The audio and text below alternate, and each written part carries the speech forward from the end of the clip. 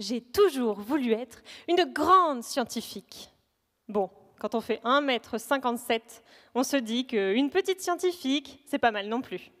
Ça tombe bien, parce que je travaille sur des choses qui sont toutes petites elles aussi, les micro-ARN. Et pour vous expliquer ce que c'est, je dois vous emmener au cœur de la complexité des cellules. On compare souvent l'ADN à une grande bibliothèque, mais dans celle-ci, on n'emprunte pas de livres. On se contente de faire des photocopies des pages les plus intéressantes. Cela correspond dans nos cellules à de l'ARN messager. Des feuilles volantes photocopiées avec sur chacune d'entre elles un tutoriel pour réaliser un origami, les protéines.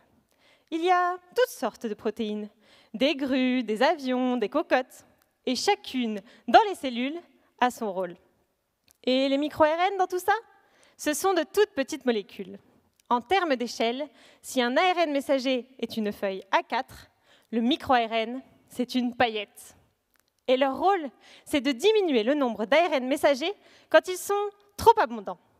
Pour ça, ils se fixent sur les feuilles qui ont été photocopiées en trop grande quantité. Et il y a dans nos cellules des broyeurs qui détestent quand ça brille et qui vont déchiqueter toutes les feuilles sur lesquelles se trouve la moindre paillette. Les micro-ARN permettent donc de contrôler le type et le nombre de protéines fabriquées par les cellules.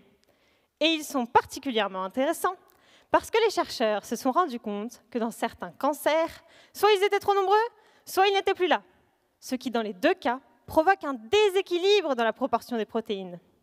Alors, ce qu'on aimerait faire pour mieux comprendre les cancers, c'est étudier ces déséquilibres dans chacune des cellules de la tumeur.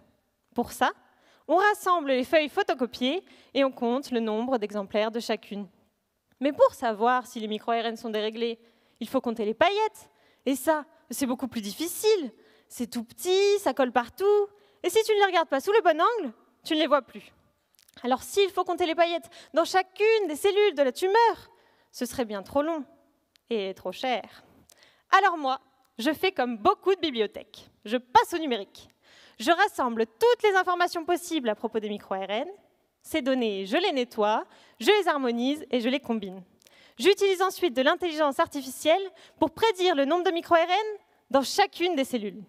Bon, comme la plupart des IA, ça ne marche pas toujours super bien du premier coup. Alors je lui donne des informations en plus à mon algorithme. L'objectif, c'est de mieux comprendre les micro-ARN et leurs effets dans les cancers afin de développer des traitements qui permettront de mettre exactement la bonne dose de paillettes dans vos vies.